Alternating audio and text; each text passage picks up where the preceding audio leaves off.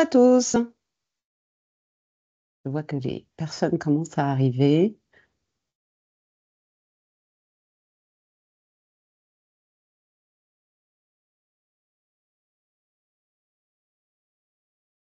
Alors, je vous propose, comme d'habitude, que nous commencions à l'heure. Donc, bonjour à toutes et à tous.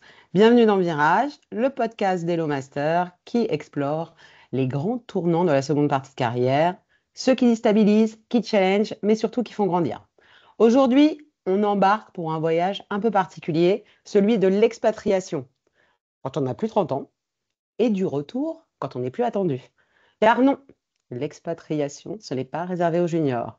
Et non, le retour ne rime pas forcément avec redite. On a avec nous la chance d'avoir Valérie Ward. Bonjour Valérie. Bonjour, bonjour à tous. Alors Valérie, elle a travaillé sur plusieurs continents, elle a porté des projets dans des contextes interculturels complexes, elle a relevé des défis encore plus délicats, notamment celui du retour en France après des années ailleurs. Cet épisode, il est là pour casser les clichés, redonner des repères et surtout prouver que la mobilité professionnelle, elle n'a pas d'âge, tant qu'elle a du sens. Évidemment, cet épisode de Virage, comme tous les épisodes de Virage, va être réparti en deux grandes parties. 40 minutes où on va échanger avec Valérie sur le sujet. Pendant ces 40 minutes, vous pouvez poser des petites questions dans le chat qu'on prendra pendant 15 à 20 minutes à la fin de cet épisode. Merci à tous d'être présents avec nous aujourd'hui. Commençons, Valérie, si vous êtes d'accord. Avec grand plaisir. Alors, Valérie, votre parcours, il est jalonné de mouvements à l'international. Est-ce que ce goût d'ailleurs, il vous a toujours accompagné? Ah oui, je peux dire que depuis toute petite, en fait, je suis née à Nice et je suis partie au bout de 15 jours en Nouvelle-Zélande, donc on ne peut pas faire plus jeune. Ensuite, passé ma vie à l'étranger et donc forcément, au bout de 30 déménagements, je peux dire oui que j'ai le goût de l'international, aussi bien en tant qu'expatriée que dans les voyages qu'on peut faire au cours de l'année. Donc oui, clairement. Et alors, vous nous parlez de 30 déménagements, et qu'est-ce qui vous a poussé à repartir plusieurs fois? Parce que souvent, dans des moments de vie, on a envie de choisir un peu la stabilité. Alors, je suis revenue une première fois à 18 ans pour faire mes études à la Sorbonne.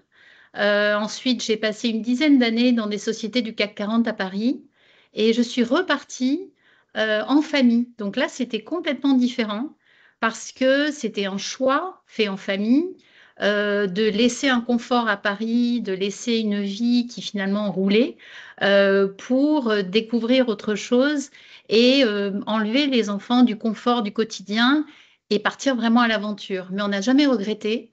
D'une part parce que ça leur a donné le goût du voyage, les langues, l'apprentissage aussi de comment on communique avec d'autres cultures, comment on interagit, comment est-ce qu'on se comporte, le fait de manger de tout, le fait d'accepter des différences. Donc, on a été ravis de faire ce choix-là pour nos trois enfants.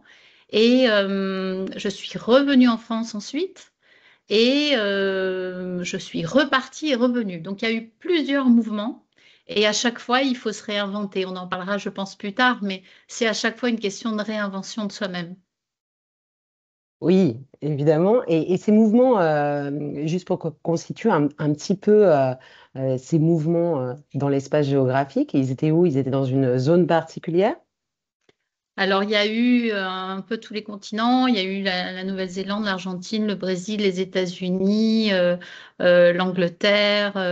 Il y a également eu beaucoup le Moyen-Orient. Donc, ça a été assez varié. Plus des voyages au cours des différentes expériences professionnelles au Moyen-Orient. On m'a envoyé en Asie, on m'a envoyé en Amérique du Sud, on m'a envoyé en Amérique du Nord. Et à chaque fois, par exemple, en Amérique du Nord, je me suis retrouvée dans une très belle aventure qui consistait à rencontrer l'équipe de Niro, parce que De Niro a mis en place le festival Tribeca au lendemain du 11 septembre et implanté ce festival au Qatar. Et donc, ça a été une très, très belle aventure. Il y a eu beaucoup d'échanges avec les États-Unis à ce moment-là. Il y a eu d'autres échanges aussi avec le comité olympique, où on a essayé de mettre en place des musées au Moyen-Orient en s'inspirant de ce que se faisait le comité en Suisse. Donc, il y a eu les expatriations, mais il y a aussi eu les échanges professionnels avec différentes cultures, différentes façons de travailler et ces projets qui étaient souvent des projets d'un an ou deux, même si j'avais des CDI, mais c'était des projets, on fonctionnait au projet. Alors, c'est formidable, c'est quelle globe-trotteuse. On a l'impression que vous avez vécu mille vies. Est-ce que ce choix, qui est quand même assez atypique, vous avez dû le justifier autour de vous? Est-ce que vous avez déjà entendu des phrases comme non mais à ton âge, il faut un peu plus de stabilité, reviens en France. Est-ce que c'est des choses que vous avez entendues? Alors, je pense qu'il y a toujours, quel que soit le type de vie que vous ayez, il y a toujours des gens qui ne comprennent pas les choix que vous faites. Que vous soyez toujours en France, que vous soyez expatrié, c'est décuplé quand on est expatrié. Parce que certaines personnes vous disent que à partir de 40 ans, il faut se stabiliser. Oui, évidemment, il y a des injonctions par rapport à l'âge, mais qui sont propres à la France. Aux États-Unis ou en Asie, il y a quand même moins ces injonctions liées à l'âge parce qu'on a le respect de l'expérience, on a le respect, alors je n'allais pas dire des anciens, parce qu'à 40 ou 50 ans, on n'est plus un ancien. Peut-être qu'on l'était il y a 50 ans, mais on ne l'est plus aujourd'hui. Oui, il y a quand même ce décalage entre les cultures par rapport à la façon dont on voit l'âge et l'avenir professionnel. Parce que à Dubaï, alors je sais qu'on ne parle que des influenceurs, mais il y a autre chose à Dubaï. À Dubaï, on considère qu'à 50, 60 ans, vous n'avez plus les contraintes des enfants, vous avez de l'expérience, vous réagissez vite, et on pense surtout que vous avez encore 15, 20 ans de carrière devant vous. Et c'est le cas en Scandinavie aussi. C'est un rapport différent à l'autre. Mais c'est aussi le cas en France, hein, c'est juste la perception qui pose C'est un vrai. problème aujourd'hui. C'est une question de perception. Exactement, c'est une question de perception et on espère qu'on fait un peu bouger les lignes tous ensemble. Là, on parle beaucoup des départs, hein, ces grandes aventures finalement, qui semblent d'une certaine manière assez faciles à enclencher. Mhm. En revanche, on parle peu du retour de l'expatriation. Ça peut être un vrai choc. Comment vous l'avez vécu? Alors justement, par rapport au départ, je vais répondre évidemment par rapport au retour, mais les départs, on parlera plus tard de chiffres, mais 56% des expatriés estiment ne pas s'être suffisamment préparés. C'est un chiffre important parce que quand on part peu préparé, c'est très difficile après de revenir en arrière. Alors que si on se prépare, si on se renseigne, si on va faire des voyages exploratoires, c'est pas la même chose. Pour revenir à la question qui était sur le retour, euh, c'est sûr que quand on revient, on n'est plus la même personne. Le pays a changé, on a soi-même changé. Et le tout, c'est d'arriver à aller au-delà de ce choc culturel inversé. Parce que finalement, on connaît la langue, on connaît le pays, on a les codes, mais en réalité, on n'a plus ces codes, puisque tout évolue, il n'y a rien qui est statique. Et il faut arriver à se retrouver là-dessus, et c'est souvent une réinvention assez silencieuse.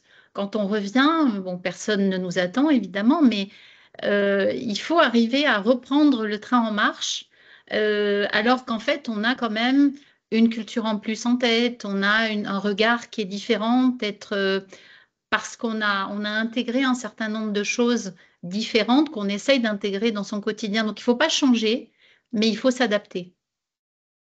Alors, vous parlez effectivement de ce retour, de reprendre le train en marche. On pourrait parler de market fit, un peu comme dans l'univers des startups. Est-ce que les expériences finalement à l'étranger, cet aspect un peu nomade, c'est bien reconnu en France, c'est valorisé? Est-ce qu'il faut se relégitimiser quand on rentre?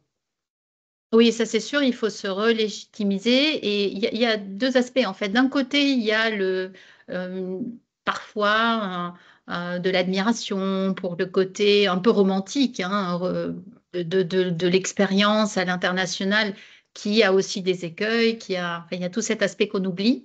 Et de l'autre côté, il y a le scepticisme. Donc on a affaire aux deux en permanence et le scepticisme avec le côté ailleurs on ne sait pas travailler. Aucun des deux n'est vrai. En fait, c'est un mix.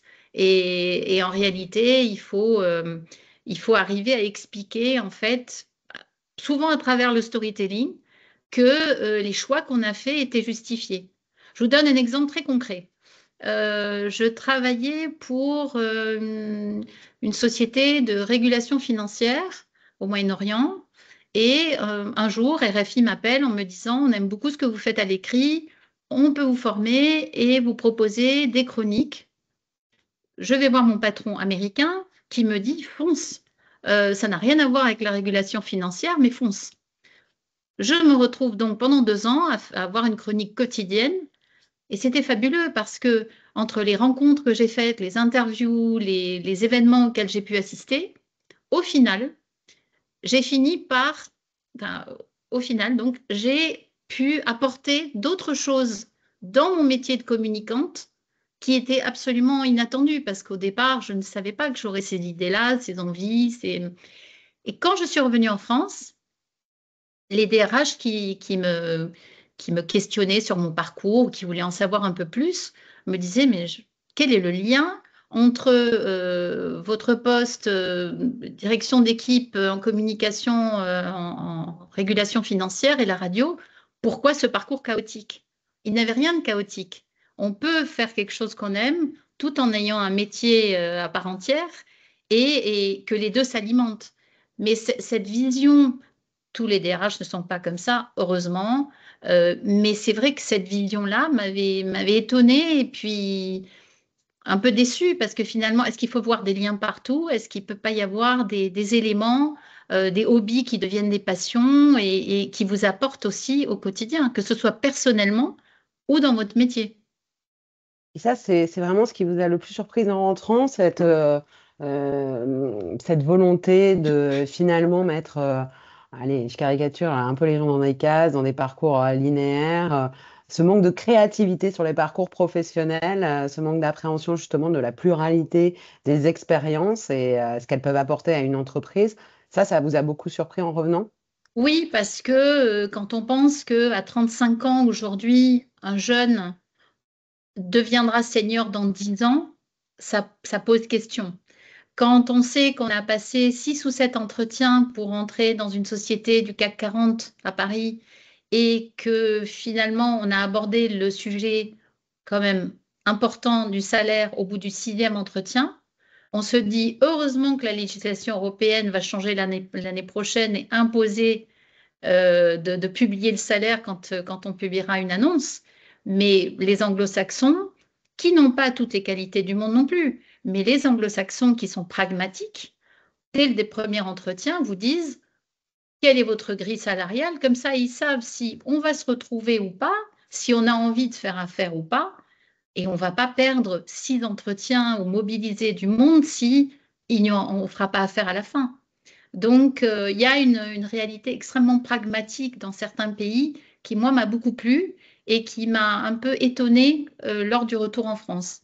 Après, ce qui a aussi fait mon succès, entre guillemets, dans certains des postes que j'ai pu occuper à l'étranger, c'est justement le côté cartésien qu'on m'a apporté, l'éducation française m'a apporté, une façon de réfléchir, d'argumenter, d'aller chercher l'information. Tous ces éléments-là, j'ai toujours été ravie d'avoir été dans un système français.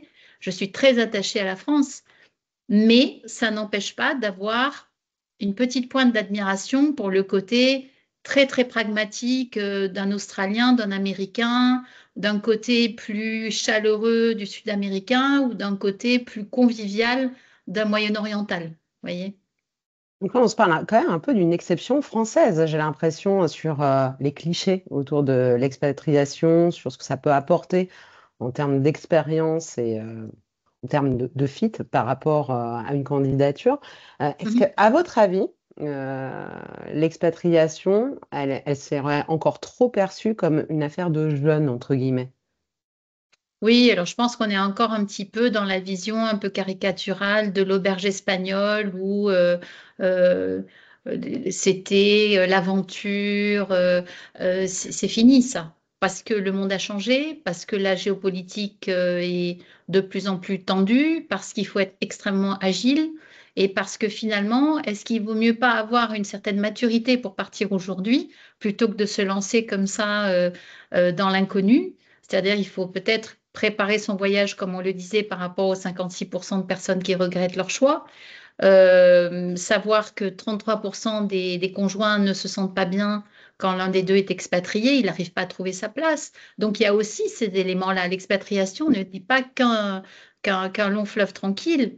Donc il faut mûrir cette réflexion, il faut savoir ce qu'on quitte, il faut savoir si on peut revenir, est-ce qu'on lâche tout. Donc il faut faire des choix et, et c'est sûr que il, il vaut mieux ne pas trop se tromper à 50, 60 ans. Et là, vous nous parliez des conjoints, donc vous avez été aussi conjointe. Mhm. Est-ce que selon vous, il y a des clichés qui sont plus nocifs pour les femmes expérimentées qui vivent l'expatriation? Oui, alors clairement, il y a souvent le lien entre l'âge et l'immobilisme, c'est-à-dire que à partir d'un certain âge, on vous explique qu'il faut sécuriser, transmettre, se poser. Et en fait, on peut avoir la cinquantaine, être disrupteur, avoir envie de créer, d'entreprendre, de changer de vie. Enfin, tout est possible. Les 50 ans d'aujourd'hui ne sont pas les 50 ans du 19e siècle. Il y a des gens qui recommencent une vie à 50 ans, des gens qui se marient pour la deuxième fois, voire la troisième. Il y a des gens qui décident d'entreprendre alors qu'ils ont toujours été salariés. On est dans le monde de tous les possibles. Donc ça, c'est une chance immense. C'est vrai, c'est une chance immense et vous l'avez saisie. Et donc, pour vous, le fait d'avoir ce qu'on pourrait appeler une carrière éclatée finalement sur Mhm. plusieurs continents, dans plusieurs pays, ça vous a plutôt servi que desservi. Ça a plutôt été une richesse pour vous. Parfois, vous avez rencontré peut-être des interlocuteurs qui ne saisissaient pas bien la valeur de cette expérience, mais pour autant, ça a été porteur tout au long de votre carrière, y compris dans votre seconde partie de carrière. Ah oui, totalement. Moi, j'assume totalement ce côté de carrière éclatée. Je sais qu'en France, on attendait une linéarité du parcours, mais on peut avoir un parcours qui n'est pas une ligne droite et arriver à des résultats intéressants, avoir fait des rencontres intéressantes aussi. Donc, je ne regrette pas du tout mes choix. Ils sont juste plus difficiles à défendre quand on revient en France. Alors, il y a des gens qui l'acceptent et que ça intéresse. Il y en a d'autres qui sont très sceptiques, comme on le disait tout à l'heure. Mais la chance, c'est de ne pas regretter ce parcours-là et de le vivre comme une chance. Parce que euh, ça permet, même quand on est en France, d'entreprendre et d'essayer de nouvelles choses, comme si c'était une nouvelle expatriation. C'est-à-dire que moi, je sillonne ma région comme si j'allais partir demain, alors que je suis durablement dans cette région, les Alpes-Maritimes. J'ai envie d'explorer des terrains professionnels nouveaux, alors que j'ai travaillé dans le sport, dans la culture, dans la finance, mais j'ai encore envie d'autre chose. Donc, je pense que c'est grâce à ce parcours-là que j'ai encore envie d'être curieuse et d'aller vers l'autre et d'essayer tous les possibles. Ah, c'est très intéressant parce que là, ce que vous nous racontez, c'est que vous faites quand même un cumul des mandats. C'est à la fois un retour et une reconversion que vous adressez en même temps. Oui, tout à fait. C'est-à-dire qu'après avoir passé 30 ans dans les métiers de la communication, donc tout le spectre, hein, stratégique, institutionnel, la presse, les gros événements, la com digitale, un peu tous les métiers, à différents moments et sous différentes formes. C'est vrai que là, à force d'être près de la Méditerranée, d'avoir vécu des aventures nautiques, je me tourne plutôt vers les métiers de la mer que j'apprends à découvrir en ce moment. Donc mon cœur balance entre la voile si noble et les métiers du yachting qui sont un univers à part entière. Et donc oui, je me réinvente. Mais à partir de tout ce que j'ai vécu avant, je recommence pas avec une page blanche en fait. Je suis le cumul de tout ce que j'ai pu vivre avant et c'est ça qui apportera, je l'espère, euh, quelque chose à la nouvelle société à la société que je rejoindrai ou au parcours qui m'attend après.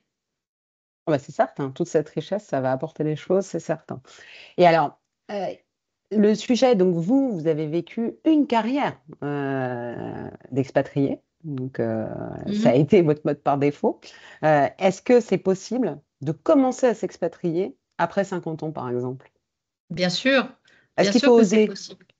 Il faut oser, il n'y a pas de bon moment en fait. C'est quand on décide qu'on a envie d'essayer autre chose. Alors, il ne faut pas fuir non plus, parce que la fuite, quand on s'expatrie, c'est la pire des choses. Mais quand on a un projet un peu construit, c'est-à-dire qu'on s'est renseigné sur la destination, qu'on s'est renseigné si en fonction de l'âge, on peut prétendre à tel ou tel visa, et quels sont les types de... Il faut quand même avoir un contexte global en tête. Une fois qu'on a fait le homework, comme on dit, le minimum vital pour savoir si on ne prend pas de risque en partant, tout est possible parce que il y a un grand nombre de gens qui recrutent, que ce soit dans le domaine du français langue étrangère par les alliances françaises, les instituts français, que ce soit les CCI, que ce soit localement les entreprises en fonction du secteur dans lequel on veut être, que ce soit l'hôtellerie, la gastronomie qui sont quand même très prisées quand on est français. Mais là, c'est pareil, on ne peut pas arriver et se reconvertir du jour au lendemain. Donc, mais il y a quand même beaucoup de choses qui sont possibles. Donc, il faut surtout foncer et ne pas hésiter à partir si on en a envie. Et la préparation, excusez-moi, j'insiste un peu sur cette notion-là, parce qu'on est là aussi pour donner des outils aux masters qui envisageraient ce genre de mouvement. La Mhm. préparation à finalement ce changement de vie, elle peut se faire en France. Il y a des structures qui peuvent accompagner à l'expatriation depuis la France. Oui, alors déjà, il y a le site du ministère des Affaires étrangères qui donne beaucoup d'informations par pays sur les éléments qu'on peut trouver sur place, la dangerosité ou pas, le contexte économique, social. Donc, il y a déjà beaucoup d'outils qui existent. Il y a les consulats aussi qui peuvent permettre aux personnes de savoir quels groupes, des groupes de networking, des groupes qui sont plutôt destinés aux familles. Donc, il y a un certain nombre de groupes localement qui existent dans pratiquement toutes les villes du monde. Vous avez aussi un support qui s'appelle le Petit Journal, qui vous permet par ville de découvrir Madrid, New York, Hong Kong, Brazzaville, et d'avoir plein d'éléments sur la vie locale. Vous avez les sites des lycées français de l'étranger aussi, qui sont des mines d'or. Donc, il y a énormément d'outils. La Maison des Français de l'étranger. Donc, il y a beaucoup, beaucoup de choses qui existent. Vous allez sur Perplexity, vous faites une petite recherche. Perplexity vous aide énormément à préparer votre départ, hein. Donc, Oui, puis il y a surtout un élément dont au départ que parfois on sous-estime un petit peu, c'est le coût. Le coût de la vie sur place, comment ça se passe en termes d'infrastructures de santé, etc. Parce que, en France, on a un système quand même particulier. Ça, c'est des choses vraiment à anticiper. oui, puis la santé, Euh, dans certains pays, la santé coûte exactement. très cher parce qu'il faut forcément une mutuelle privée qui peut être hors de prix. Et puis, il y a des habitudes qui peuvent être différentes en fonction du pays. Il y a des pays où on vous demande de payer 6 mois de loyer à l'avance quand vous arrivez. Ça, quand on n'a pas préparé, quand on ne sait pas préparer, c'est compliqué. Dubaï, c'est Euh, un an, non, il me semble. alors, c'était un an, mais vous pouvez faire 2 chèques de 6 mois. Donc, il faut quand même. Et les chèques sans provision sont rudement punis. Donc, il ne faut pas faire n'importe quoi non plus quand on arrive dans un pays. Alors, non pas qu'il faille faire des chèques sans provision en France, mais il faut connaître les règles du jeu quand on arrive quelque part. Génial, génial. Bah, écoutez, c'est très riche comme parcours. On a envie de voyager avec vous, mais on a une question, à mon avis, tout le monde doit se la poser. Pourquoi vous avez décidé de rentrer et de rester? Pour le moment. Ah non, je pense que je suis durablement en France. J'ai décidé de rentrer parce que j'ai toujours passé mes vacances, quand j'habitais à l'étranger, j'ai toujours passé les vacances en France à découvrir mon pays. Donc, j'ai eu la chance de découvrir l'Auvergne, la Bretagne, le Pays Basque, parce que chaque retour en France, c'était une découverte des régions, des saveurs. Et puis, je pense que quand on est à l'étranger, on a justement cet amour de son pays parce qu'il est loin, il est fantasmé, et puis on a cette langue commune, mais qu'on ne pratique que avec des francophiles quand on les voit. Donc il y a toujours eu cet amour de la France. Mes 3 enfants sont allés dans des lycées français de l'étranger. Donc il y avait cet amour de la France et puis il y a eu l'appel de la Méditerranée. Donc je ne suis pas retournée à Paris après mon retour d'expatriation. Je suis venue dans le sud et c'est vrai que voilà, ça ne Il y a quand même s'explique pas. un ancrage, voilà, un Il y a un ancrage. ancrage, voilà, c'est ça, Et c'est puis ça. c'est le sens de votre histoire, la boucle. C'est C'est la intéressant. boucle. Mm. Alors, on aime bien à chaque fois qu'on fait un petit épisode de virage, essayer de résumer une conviction autour du parcours de notre intervenant. Est-ce que vous avez une conviction que vous voulez partager avec nous?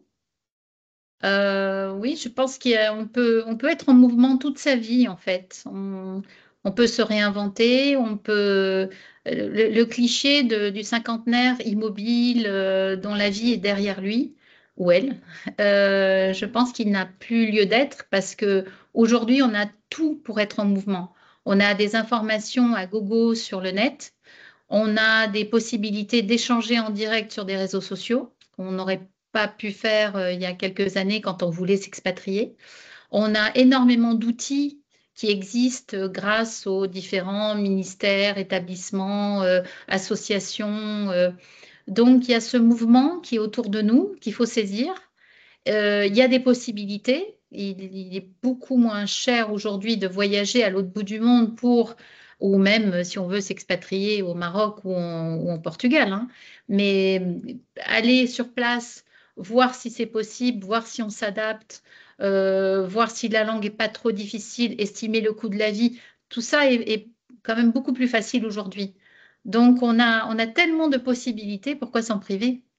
Oui, vous avez raison. Aujourd'hui, on a quand même démocratisé un certain nombre d'outils, un outil qu'on utilise aujourd'hui et qui est devenu notre quotidien dans nos échanges professionnels et qui facilite vraiment le travail à distance, et y compris à l'étranger pour certains métiers. Donc, pourquoi s'en priver? Totalement. Vous Et avez puis, raison.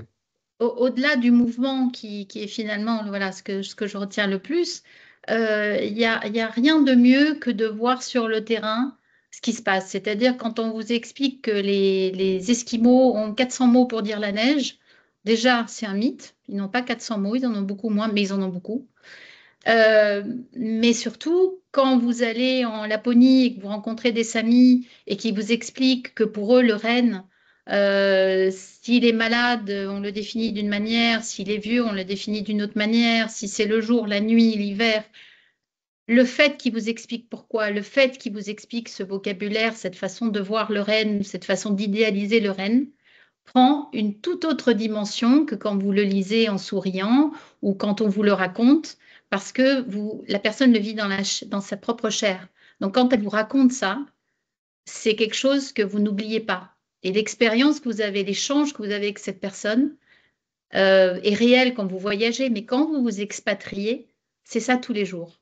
C'est le petit-fils du pêcheur de perles qui vous raconte comment son père allait chercher les perles jusqu'au jour où les Japonais sont arrivés et ça a complètement détruit l'économie locale parce qu'ils sont arrivés avec des perles de culture. Ça, on le lit, on nous le raconte, mais quand vous entendez quelqu'un vous expliquer ça, vous raconter combien la société a changé quand les perles de culture japonaises sont arrivées, c'est plus du tout la même expérience. Non, plus du tout. Donc, merci Valérie pour ce partage, enfin j'ai envie de dire ce voyage sincère et vraiment inspirant pour nous tous. Alors on va retenir que la mobilité, c'est pas une question d'âge, mais plutôt d'envie, d'élan intérieur, de dynamique, avec en fond de tout ça la volonté de s'adapter, de contribuer, de comprendre l'autre, que revenir en arrière, revenir après des années ailleurs, c'est pas revenir en arrière justement, c'est revenir augmenté, plus riche, avec une expérience singulière. Donc, il faut évidemment se confronter à des personnes qui sauront lire la valeur de cette expérience et que finalement, on peut partir à n'importe quel âge, revenir à n'importe quel âge. Alors, on va prendre quelques questions, mais je précise à tous que Valérie nous a fait un très joli cadeau parce qu'elle a préparé tout un petit guide sur l'expatriation avec des datas pour vous, avec des ressources pour vous donner un certain nombre de repères. Donc là, Romain est en train de le partager avec vous dans le chat. On va C'est regarder mon si côté on... pratique. Je pense que le C'est le mieux, toolkit. c'est d'aller concrètement voir ce qu'on peut faire et d'avoir des outils pour passer à l'action. Alors, est-ce que vous avez des questions?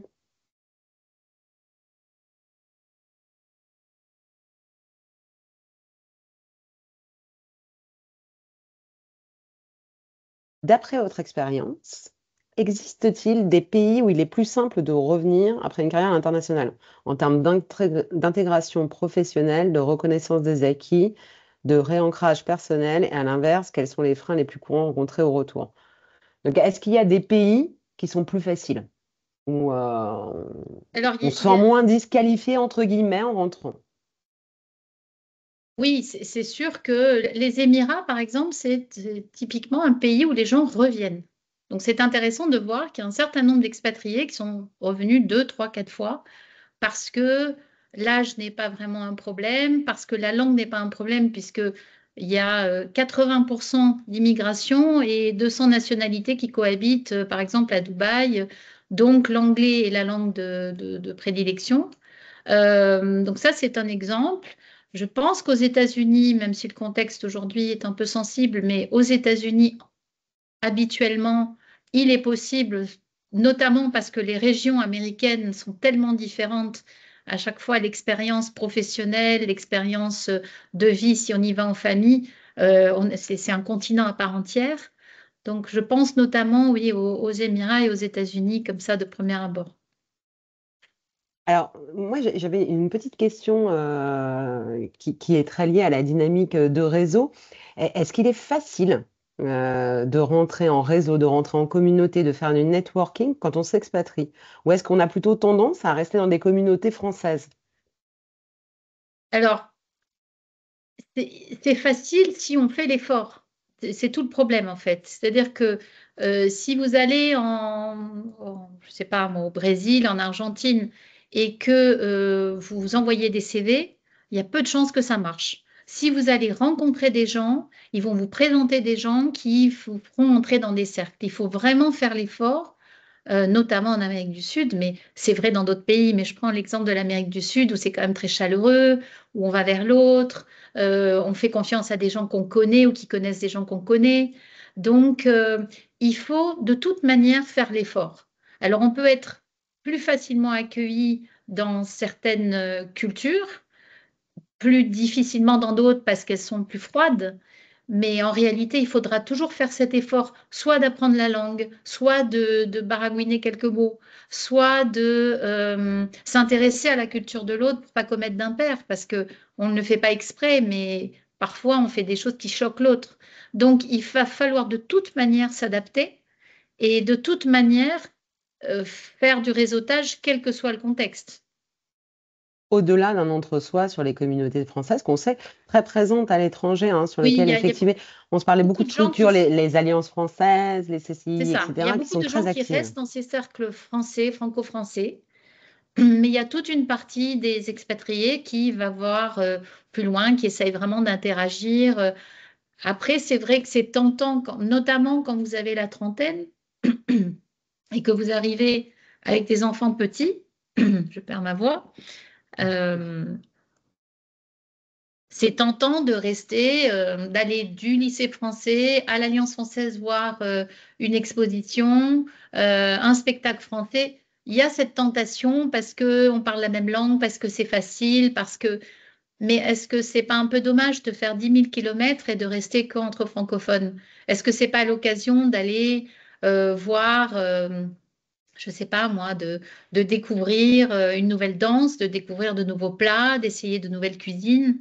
Mais Donc souvent, ça, on a c'est un plus le choix. courage de le faire en groupe. Donc, c'est pour ça qu'on s'accroche à des communautés françaises pour après s'ouvrir peut-être Mais c'est une à d'autres question de choix, horizons. en fait. Les deux sont possibles. Vous avez des gens qui vivent en Espagne que entre Français, et vous en avez d'autres qui se sont totalement adaptés à la vie espagnole. Ils sont à l'horaire espagnol, ils savent préparer les tapas comme le gars au coin de la rue. Donc, en fait, ça dépend vraiment de l'expérience que vous décidez de vivre. Tout est possible. Tout à fait. Alors Vincent est intervenu aussi dans le chat. Il a connu 4 expatriations. Il nous dit qu'il a beaucoup aimé ces expatriations et ses dernières années en France, en revanche, assez fades. Après 60 ans, il est difficile d'obtenir des réponses positives à une candidature. Beaucoup d'entreprises dans le secteur de l'ingénierie me parlent de plus en plus de leur projet d'expatriation. Comment pourrait-on savoir quelles sont les entreprises pensant envoyer des Français à l'étranger? Est-ce qu'il y a des circuits spécifiques pour des Français qui auraient envie de retenter l'expatriation en seconde partie de carrière? Est-ce que vous avez des conseils à nous donner? Alors, il y a dans le guide justement qu'on va proposer tout à l'heure à ceux qui sont intéressés, il y a le baromètre. Et il y a un certain nombre d'études qui ont été faites, donc dans le cadre de ce baromètre, sur les gens qui reviennent en France. Et donc, je pense que sur ce site-là, il y a pas mal d'outils, euh, en plus de la Maison des Français de l'étranger. Il y a, je pense qu'avec une recherche IA, il doit être possible d'avoir tous les éléments sur les structures pour aider les Français de l'étranger ou les Français qui reviennent justement. Mais il existe un certain nombre de structures, oui, que j'ai pas en tête là, mais qui, je pourrais peut-être les communiquer. Et ces structures, elles aident aussi à repartir. Elle n'aide pas à repartir, mais elle donne des éléments et elle donne parfois des pistes. C'est-à-dire qu'en parlant aux uns et aux autres, on finit par avoir des idées, des contacts, des pistes. Mais non, Le c'est pas réseau, une le aide. pouvoir du réseau. C'est ça, c'est toujours le pouvoir du réseau, c'est ça. Tout à fait. Bien, écoutez, j'ai l'impression que on n'a plus de questions. Donc, un grand merci, mais un grand merci Avec grand Valérie plaisir. pour cet échange. Un grand merci pour cette étude, parce que moi, je suis passionnée aussi de data et je trouve que c'est extrêmement intéressant, au-delà des stéréotypes, au-delà des intuitions qu'on peut avoir sur un sujet, bah, d'avoir quelques faits pour voir quelles sont les tendances, quelles sont les dynamiques autour de l'expatriation. Ah, Vincent est en train de peut-être nous poser une dernière question. En tout cas, merci pour cette invitation. J'étais Merci. ravie qu'on puisse échanger. Bah, c'était super, vraiment. Et bah, pour conclure, on va se dire qu'une bonne fois pour toutes, il n'y a pas d'âge pour partir, ni d'âge pour recommencer. Donc, Exactement. à très bientôt à tous. Vous retrouverez cet épisode en replay, évidemment, sur Hello Masters. Je vous souhaite une très, très bonne journée. Merci Valérie. Bonne journée. Au Au revoir à revoir. tous.